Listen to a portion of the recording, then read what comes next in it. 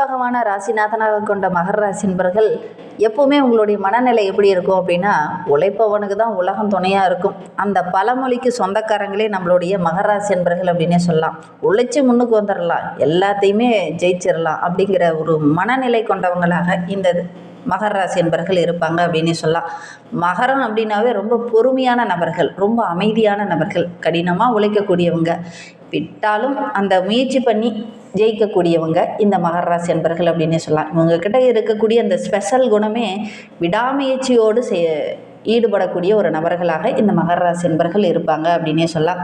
மகாபாரதத்தில் கூட பீஷ்மனை பாருங்கள், இந்த மகர ராசி என்பர்களுக்கு ஒத்துப்போகும். ஏன்னா அவருடைய கேரக்டர் எல்லாமே இந்த மகர ராசி என்பர்களுக்கு இருக்கும். பீஷ்மன் பார்த்திங்கன்னா நல்ல ஒழுக்கமாக இருப்பாங்க, ரொம்ப கட்டுப்பாடாக இருப்பாங்க, தன்னுடைய கடமையை கரெக்டாக நிறைவேற்றக்கூடியவராக இருப்பார். அதனால தான் நம்மளுடைய மகர ராசி என்பர்களும் அதே மனநிலை கொண்டவங்களாக இருப்பாங்க அப்படின்னே சொல்லலாம். ஒரு தியாகத்தோட மொத்த ரூபம் அப்படின்னு கூட இந்த மகர ராசி என்பர்களை சொல்லலாம். எவ்வளோ சோதனை வந்தாலும் கொடுத்த வாக்குறுதியை நிலைநாட்டக்கூடியவர் இந்த மகர ராசி என்பர்கள் அப்படின்னே சொல்லலாம். அதே மாதிரி தான் பீஷ்மரும் பார்த்திங்கன்னா அந்த வாக்குறுதியை நிறைவேற்றணும் அப்படிங்கிறதுக்காக கடுமையாக நிறைய போராட்டங்கள், நிறைய இடைஞ்சல்களை சந்தித்து அதுக்கப்புறம் தான் தன்னுடைய வாக்குறுதியை நிறைவேற்றுவார். அதனால தான் இந்த மகர ராசி என்பர்களும் அதே மாதிரி செயல்படக்கூடியவங்களாக இருப்பாங்க அப்படின்னு சொல்லலாம். இங்கே ஆளக்கூடிய கிரகமே சனி பகவானாக இருக்கிறதுனால சனி பகவான் நீதிமான், நல்ல ஒரு கடினமான உழைப்பை கொடுக்கக்கூடியவர். அதனால தான் இந்த மகர ராசி என்பர்கள் பார்த்திங்கன்னா பெரும்பாலும் நல்ல ஒரு உழைக்கக்கூடிய நபர்களாக இருப்பாங்க. எவ்வளோ பிரச்சனை வந்தாலும் அதை போராடி வெல்லலாம் அப்படிங்கிற அந்த மனநிலை உடையவங்களாக இருப்பாங்க. ஒவ்வொரு விஷயத்தையுமே திட்டமிட்டு தான் செயல்படுவாங்க இந்த மகர ராசி என்பர்கள் அப்படின்னு சொல்லலாம்.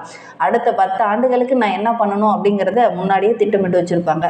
உங்களுக்கு இப்போ 25 வயசு தான் இருக்குது அப்படின்னா நீங்கள் பிளான் பண்ணியிருப்பீங்க, அடுத்து நம்ம திருமணம் இந்த வயதில் செய்யணும், அடுத்தது வீடு இந்த வயசில் தின்னும், நம்மளுடைய குழந்தைகளுடைய எதிர்காலத்துக்காக நம்ம என்னென்ன பண்ணணும் அப்படிங்கிறதெல்லாம் பிளானிங்லாம் பக்காவாக போட்டு வச்சு தான் ஒரு ஒவ்வொரு விஷயத்திலையும் ஈடுபடுவாங்க இந்த மகர ராசி என்பர்கள். உங்களுக்கு யாராவது மகர ராசி என்பர்கள் தெரியும் அல்லது நீங்களே மகர ராசி என்பராக இருந்தீங்க அப்படின்னா நீங்களும் இந்த மாதிரி தான் பிளான் போட்டு செயல்படுவீங்களா, ஒவ்வொரு விஷயத்தையுமே திட்டமிட்டு தான் செயல்படுவீங்களா அப்படிங்கிறத மறக்காமல் எங்களுடைய கமெண்ட் பாக்ஸில் தெரிவிங்க. உங்களுக்கு வருகின்ற நாட்களில் ஒரு சில மாற்றங்கள் நிகழ இருக்குது. அது என்ன அப்படிங்கிறத தொடர்ந்து இந்த வீடியோவில் ரொம்ப விளக்கமாக சொல்லியிருக்கோம். நிச்சயமாக நல்ல ஒரு யூஸ்ஃபுல்லான வீடியோவாக தான் இந்த வீடியோ உங்களுக்கு இருக்கும். அதனால் வீடியோவை கடைசி வரைக்கும் பாருங்கள். நீங்கள் இப்போ தான் ஃபஸ்ட் டைமாக நம்ம சேனலை பார்க்குறதா இருந்தால் நம்ம சேனலை சப்ஸ்கிரைப் பண்ணிவிட்டு கூடவே இருக்கிற பெல் ஐக்கானையும் கிளிக் பண்ணிக்கோங்க. அப்போ தான் நாங்கள் போடுற ஒவ்வொரு வீடியோவுமே உங்களுக்கு நோட்டிஃபிகேஷனாக வரும். நீங்கள் மகர ராசி அன்பராக இருந்தால் மறக்காமல் நம்மளுடைய சேனலுக்கு ஒரு லைக் கொடுத்துட்டு உங்களுடைய உறவுகள் வகையில், நண்பர்கள் வகையில் யாராவது மகர ராசி என்பர்கள் இருக்காங்க அப்படின்னா மறக்காமல் இந்த வீடியோவை அவங்களுக்கும் ஷேர் பண்ணி விடுங்க. மகர ராசியில் நீங்கள் எந்த நட்சத்திரத்தில் பிறந்தீங்க அப்படிங்கிறத மறக்காமல் எங்களுடைய கமெண்ட் பாக்ஸில் தெரிவிங்க. உங்களுக்கு ஜோதிட ரீதியாக ஏதாவது சந்தேகம் இருக்குது, ஜோதிடர்கிட்ட ஏதாவது ஆலோசனை வேணும் அப்படின்னா டிஸ்கிரிப்ஷனில் ஜோதிடரோட வாட்ஸ்அப் நம்பர் கொடுக்கப்பட்டிருக்கு. அந்த நம்பருக்கு கால் பண்ணி முன்பதிவு செஞ்சுக்கோங்க. உங்களுடைய சந்தேகங்களுக்கு நல்ல ஒரு தீர்வு கிடைக்கும். உங்களுடைய ஜனன ஜாதகத்தை பார்க்கணும் அப்படின்னா கூட இந்த நம்பருக்கு காண்டாக்ட் பண்ணுங்கள்.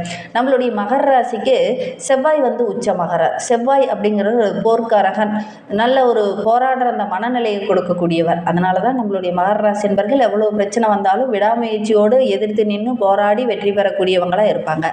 இந்த ராசியில் குரு நீச்சமாகிறதுனால, தனக்காரகன் சுபகிரகமே நீச்சமாகிறதுனால இவங்களுக்கு சுபம் அப்படிங்கிறது கொஞ்சம் சீக்கிரம் கிடைக்காது, எளிமையாக கிடைச்சிடாது. வீட்டில் ஒரு சுபகாரியமே நடக்கணும்னா கூட கொஞ்சம் போராடி தான் இவங்க பெற வேண்டிய ஒரு சூழ்நிலை. வீட்டில் ஏதாவது ஒரு வீடு கட்டணும்னா நிறைய போராட்டங்கள் நடக்கும், ஒரு திருமணம் நடக்கணும்னா நிறைய போராட்டங்கள் நடக்கும். இந்த மாதிரி மகர ராசிக்கு இந்த மாதிரி சின்ன சின்ன விஷயங்கள்லாம் பார்த்திங்கன்னா கொஞ்சம் போராட்டமான ஒரு சூழ்நிலை தான். ஏன்னா குருவே இங்கே நீச்சமாகிறார், தனவரவு அப்படிங்கிறதே இங்கே நீச்சமாக இருக்குது. அதனால் மகர ராசி என்பர்கள் இதெல்லாம் பெறத்துக்கு கொஞ்சம் போராட வேண்டிய ஒரு சூழ்நிலை தான் அப்படின்னே சொல்லலாம். இந்த ஆடி மாதத்தில் இவங்க ஒரு விஷயம் செஞ்சாங்க அப்படின்னா ஓரளவுக்கு சாதகமான பலன் கிடைக்கும் அப்படின்னு சொல்லலாம். வெள்ளிக்கிழமையில் அம்மன் வழிபாடை தொடர்ந்து செய்யுங்க. சனிக்கிழமையில் சனீஸ்வர பகவானுக்கு எல் தீபம் போட்டு வழிபடுங்க. தொழிலில், வியாபாரத்தில், குடும்பத்தில், பொருளாதாரத்தில் நல்ல ஒரு முன்னேற்றத்தை எதிர்பார்க்கலாம் அப்படின்னு சொல்லலாம். நல்ல பலன்கள்லாம் கிடைக்கக்கூடிய ஒரு யோகமான ராசி தான் அந்த மகர ராசி. இருந்தாலும் ஒவ்வொரு விஷயத்தையுமே பார்த்து நுணுக்கமாக ஆராய்ந்து செயல்படணும். இதை ஆராயாமல் ஒவ்வொரு விஷயத்தில் இறங்கும் போது தான் சின்ன சின்ன இடைஞ்சல்கள் வரும். அதனால் கொஞ்சம் ஆராய்ந்து செயல்படுறது இவங்களுக்கு நல்லது அப்படின்னு சொல்லலாம். உங்களுடைய உழைப்புக்கு இதனால் வரைகளும் ஒரு நல்ல அங்கீகாரமோ நல்ல ஒரு பாராட்டோ கிடைக்கல இல்லையா? இந்த காலகட்டத்தில் காலகட்டத்தில் இதெல்லாம் கிடைக்கும். தடைப்பட்ட பணம்லாம் வசூலாகும். அந்த அளவுக்கு நல்ல ஒரு யோகமான கிரக அமைப்பு இந்த காலகட்டத்தில் இந்த மகர ராசி என்பர்களுக்கு இருக்குது அப்படின்னு சொல்லலாம். ஏன்னா குரு பகவான் வந்து 3, 12க்கு அதிபதி. அவர் வந்து 7ஆம் வீட்டில் உச்ச நிலையில் அமர்ந்திருக்கிறார் நம்மளுடைய மகர ராசிக்கு. 7ஆம் இடம் அப்படிங்கிறது வாழ்க்கை துணையை குறிக்கக்கூடிய இடம். அதனால் நிச்சயமாக இந்த திருமணம் போன்ற சுபகாரியங்கள்லாம் தள்ளி போயிட்டே இருக்குது அப்படின்னு நினச்சவங்க இந்த காலகட்டத்தில் விவாகம் செய்கிறதுக்கு நீங்கள் முயற்சி பண்ணீங்க அப்படின்னா கண்டிப்பாக நல்ல ஒரு சாதகமான பலன் இந்த மகர ராசிக்கு கிடைக்கும் அப்படின்னு சொல்லலாம். சமுதாயத்து மத்தியில் நல்ல ஒரு மதிப்பு மரியாதை இதெல்லாம் கிடைக்கக்கூடிய ஒரு யோகமான கிரக அமைப்பு நம்மளுடைய மகர ராசிக்கு அப்படின்னு சொல்லலாம். கூட்டாக சேர்ந்து தொழில் செய்கிறீங்க, கூட்டாக சேர்ந்து ஒரு வியாபாரம் செய்கிறீங்கன்னா அந்த வியாபாரத்தில் நல்ல லாபம் கிடைக்கும். ஏன்னா சனி பகவான் வந்து 3ஆம் இடத்துல அமர்ந்திருக்கிறார், லாப இடத்துல வந்து அமர்ந்திருக்கிறார்.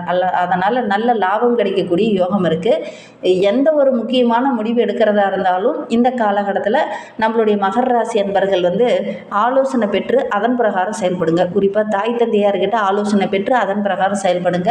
நல்ல ஒரு மேன்மையை எதிர்பார்க்கலாம் அப்படின்னு சொல்லலாம். நம்மளுடைய மகர ராசிக்கு 2, 1க்கு அதிபதி வந்து சனி பகவான். இவர் வந்து 3ஆம் இடத்துல இருக்கிறது நம்மளுடைய மகர ராசிக்கு நல்ல ஒரு மனோதைரியம், எடுக்கிற காரியங்கள் எல்லாமே சித்தியாகும், நல்ல லாபம் கிடைக்கும், ஒரு தெம்பு தைரியம் இதெல்லாம் கிடைக்கிறதுனால வருகின்ற நாட்கள் இவங்களுக்கு ரொம்ப சிறப்பாக இருக்குது அப்படின்னு சொல்லலாம். மகர ராசிக்கு கேது வந்து ராசிலேயே அமர்ந்திருக்கிறார். இந்த 8வது வீட்டில் இருக்கிறதுனால மகர ராசிக்கு பார்த்திங்கன்னா காரணமற்ற ஒரு பயம் இந்த காலகட்டத்தில் வரும். எதுக்கு பயந்தோம் அப்படின்னே தெரில, ஆனால் பய உணர்வு உள்ளுக்குள்ளே இருந்துக்கிட்டே இருக்கும். வெளியில் வந்து அதிகமாக காமிச்சிக்க மாட்டீங்க, ஆனாலும் உள்ளுக்குள்ளே ஒரு பயம், தேவையில்லாத கனவு, அது நடந்துருமோ எது நடந்துருமோ அப்படிங்கிற ஒரு தாழ்வு மனப்பான்மை, ஆரோக்கிய ரீதியாக ஒரு சில தொந்தரவுகள் இதெல்லாமே இந்த காலகட்டத்தில் இருக்கக்கூடிய சூழ்நிலை இருக்குது. அக்கறை இல்லாமல் செயல்பட வேண்டாம், அக்கறையோடு செயல்படுங்க. ஆரோக்கிய ரீதியாக தொந்தரவு இருக்குது அப்படின்னா கூட சரி விடு பார்த்துக்கலாம், இந்த வலி கால் வலி தானே கை வலி தானே நம்ம அப்புறம் பார்த்துக்கலாம் அப்படிங்கிற மாதிரி மனநிலைக்கெல்லாம் நீங்கள் போக வேண்டாம். ஒரு சிலர்லாம் பார்த்திங்கன்னா இந்த கை வலி கால் வலியில் இருக்குது, ஒரு வேளை இதுமா இருக்குமோ, காரணமாக இருக்குமோ, இது ஒரு பிரச்சனையாக இருக்குமோ, திடீர்னு பார்த்திங்கன்னா ஒரு லைட்டாக நெஞ்சு வலிக்கிற மாதிரி இருக்குது, ஒரு வேளை கை ரொம்ப வேலை செஞ்சு ஒரு மாதிரி நெஞ்சு வலிக்கிற மாதிரி தோணலாம். ஆனால் அது வந்து ஒரு வேளை நமக்கு ஏதாவது பிரச்சனை இருக்குமோ அப்படின்னு ஒரு பய உணர்வு இந்த காலகட்டத்தில் இருக்கும். அந்த பய உணர்வை போக்கணும் அப்படின்னா நீங்கள் வந்து உடனடியாக மருத்துவ ஆலோசனை பெற்று அதன் பிரகாரம் செயல்படுறது ரொம்ப நல்லது அப்படின்னு சொல்லலாம். நம்மளுடைய மகர ராசிக்கு 4, 11க்கு அதிபதி வந்து செவ்வாய்.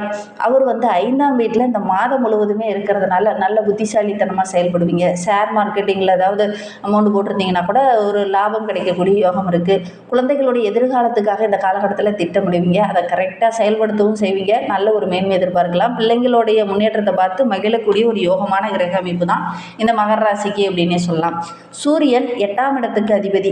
நம்மளுடைய மகர ராசிக்கு 8ஆம் இடத்துக்கு அதிபதி. அவர் வந்து 6ஆம் வீட்லேயும் 7ஆம் வீட்லேயும் இருக்கிறது இவங்களுக்கு இந்த காலகட்டத்தில் ஒரு விதமான உள்ளுணர்வு, பய உணர்வு இந்த காலகட்டத்தில் வரும். 7ஆம் வீட்டுக்கு சொல்லும்போது ஓரளவுக்கு சாதகமான பலன் இந்த மகர ராசிக்கு கிடைக்கும் அப்படின்னே சொல்லலாம். புதன் 6, 9க்கு அதிபதி. அவர் 7ஆம் வீட்லேயும் 6ஆம் வீட்லேயும் பயணிக்கும் போது நம்மளுடைய மகர ராசிக்கு நல்ல ஒரு முன்னேற்றமான கிரக அமைப்பு அப்படின்னு சொல்லலாம். எடுக்கிற வேலை எல்லாமே புத்திசாலித்தனமாக திட்டமிட்டு செயல்படுவீங்க.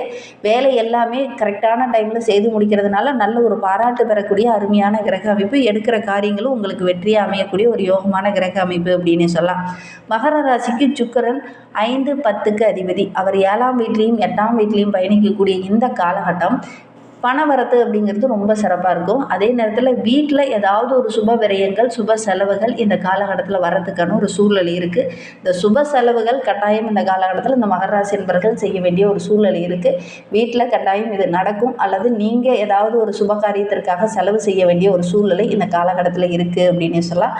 அந்த மாதிரி இது வரைக்கும் செஞ்சுருந்தீங்க அப்படின்னா மறக்காமல் எங்களுடைய கமெண்ட் பாக்ஸில் இந்த மகர ராசி என்பர்கள் பார்த்துட்டு இருக்கீங்க அப்படின்னா தெரிவிங்க. இந்த காலகட்ட கிரக அமைப்புகளை வைத்து பார்க்கும்போது நம்மளுடைய மகர ராசிக்கு இந்த மாதிரி தான் இருக்குது அப்படின்னு சொல்லலாம். எந்த காரியம் தடைபட்டு தாமதமாக நடந்துச்சோ அந்த காரியம் இந்த காலகட்டத்தில் உங்களுக்கு வெற்றியாக அமையும். வெளி வட்டாரத்தில் உங்களுடைய வார்த்தைக்கு நல்ல ஒரு மதிப்பு மரியாதை கிடைக்கும். பேசும்போது வார்த்தையில் கொஞ்சம் நிதானத்தை கடைபிடிங்க. அப்படி நிதானத்தை கடைபிடிக்கும் போது உங்களுடைய பேச்சுக்கு நல்ல ஒரு மதிப்பு மரியாதை கிடைக்கும். மற்றவங்க மத்தியிலையும் கூட நல்ல ஒரு மதிப்பு மரியாதை கிடைக்கக்கூடிய ஒரு யோகமான கிரக அமைப்பு இந்த மகர ராசிக்கு அப்படின்னு சொல்லலாம். உங்களுடைய உடைமைகளை, குறிப்பாக ஒரு ஃபோன் வச்சுருக்கீங்க அப்படின்னா அதை வச்சுட்டு தொலைவுவீங்க. முக்கியமாக ஒரு டாக்குமெண்ட் வச்சுருக்கீங்கன்னா அதை வச்சுட்டு எங்கே வச்சோம் அந்த மாதிரி தொலைவக்கூடிய ஒரு சூழ்நிலை, காணோம் அப்படிங்கிற மாதிரி நினைப்பீங்க. ஒரு பய உணர்வு, எங்கே வச்சுருப்போம் அப்படிங்கிற மாதிரி மறுபடியும் அந்த தேடுற மாதிரி ஒரு சூழ்நிலையில் இந்த காலகட்டத்தில் இந்த மகர ராசி என்பர்களுக்கு ஏற்படும் அப்படின்னு சொல்லலாம். உடைமைகளை வைக்கும்போது கரெக்டாக எங்கே வச்சோம் அப்படிங்கிறத ஞாபகம் வச்சுக்கோங்க.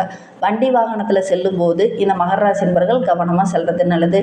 தொழிலில் வியாபாரத்தில் இந்த வேகத்தை விட விவேகம் இருந்தது அப்படின்னா பெரிய லாபம் கிடைக்கக்கூடிய யோகம் இருக்குது. வெளியில் ஏதாவது சரக்குகள் அனுப்புகிறீங்க அல்லது முக்கியமான பொருள் கொள்முதல் பண்ணி அதை வெளியில் அனுப்பும்போது அது கரெக்டாக இருக்கா அப்படிங்கிறத ஒரு முறைக்கு 2 முறை செக் பண்ணி பார்த்துட்டு அனுப்புறது நல்லது அப்படின்னு சொல்லலாம். ரொம்ப நாளாக ஒரு பொருள் வாங்கி கிடப்பில் போட்டு வச்சுருந்துருப்பீங்க. அந்த பொருள் இந்த காலகட்டத்தில் விற்று நல்ல லாபத்தை சம்பாதிக்கக்கூடிய யோகமான கிரக அமைப்பு இந்த மகர ராசிக்கு அப்படின்னு சொல்லலாம். அக்கம் பக்கம் உறவுங்கிட்ட பேசும்போது கொஞ்சம் அனுசரணையாக பேசுங்க. வேலை செய்கிற இடத்துல கூட சக ஊழியர்கிட்ட பேசும்போது கொஞ்சம் பொறுமையாக பேசுறது நல்லது. குடும்பத்தில் இருக்கிற உங்களை புரிஞ்சுக்கிட்டு இந்த காலகட்டத்தில் நடப்பாங்க. அது உங்களுக்கு ரொம்ப மகிழ்ச்சியாக இருக்கும் அப்படின்னு சொல்லலாம். பிள்ளைங்க உங்களுடைய பேச்சு கேட்டு நடப்பாங்க. அது உங்களுக்கு மகிழ்ச்சிகரமாகவும் நிறைய நன்மைகள் தரக்கூடியதாகவும் இருக்கும். கணவன் மனைவிக்கிடையே சின்ன சின்ன மன வருத்தங்கள் அப்பப்போ வர்றதுக்கான ஒரு சூழ்நிலை இருக்குது. அனுசரித்து போகிறது நல்லது அப்படின்னு சொல்லலாம். பெண்கள் இந்த காலகட்டத்தில் கவனமாக இருங்க. வேலை செய்கிற இடத்துல கூட தேவையில்லாத பிரச்சனை வரதுக்கான ஒரு சூழ்நிலை இருக்குது. எதுலேயுமே கொஞ்சம் தலையிடாமல் ஒதுங்கி இருக்கிறது உங்களுக்கு நல்லது அப்படின்னு சொல்லலாம். இனிமேல் வாழ்க்கை ரொம்ப சிறப்பாக இருக்குது. சனிக்கிழமையில் சனி பகவானை வழிபட்டுடுவாங்க. இந்த அரசியலில் இருக்கக்கூடியவங்க மற்றவங்க மனம் நோகிற மாதிரி எந்த வார்த்தையுமே பயன்படுத்த வேண்டாம். அனுசரித்து போகிறது ரொம்ப நல்லது அப்படின்னு சொல்லலாம். உத்திராட நட்சத்திரக்காரர்களுக்கு தேவையில்லாமல் செலவு வரதுக்கான ஒரு சூழ்நிலை இருக்குது. எல்லாத்தையும் சாதிக்கணும் அப்படிங்கிறதுக்காக உங்களுடைய திறமையை வெளிப்படுத்தி ஒரு சில விஷயங்களில் ஈடுபடுவீங்க. அது பார்த்திங்கன்னா ஒரு சில இடத்துல பிரச்சனையாக முடியக்கூடிய சூழ்நிலை இருக்குது. கவனமாக இருந்துக்கோங்க. திருவோண நட்சத்திரக்காரர்களுக்கு இந்த காலகட்டம் ரொம்ப சிறப்பாக இருக்குது. கோபத்தை மட்டும் குறைச்சிட்டு நிதானமாக செயல்படுங்க. நிறைய நன்மைகள் கிடைக்கும். அவிட்ட நட்சத்திரக்காரர்களுக்கு திடீர்னு ஒரு சிலர்கிட்ட வாக்குவாதம் செய்கிற மாதிரி ஒரு சூழ்நிலை ஏற்படும். அதுவும் நெருக்கமான உறவுகிட்டே வாக்குவாதம் செய்கிற மாதிரி ஒரு சூழ்நிலை ஏற்படும். கொஞ்சம் கவனமாக இருங்க. தேவையில்லாமல் செலவுகள்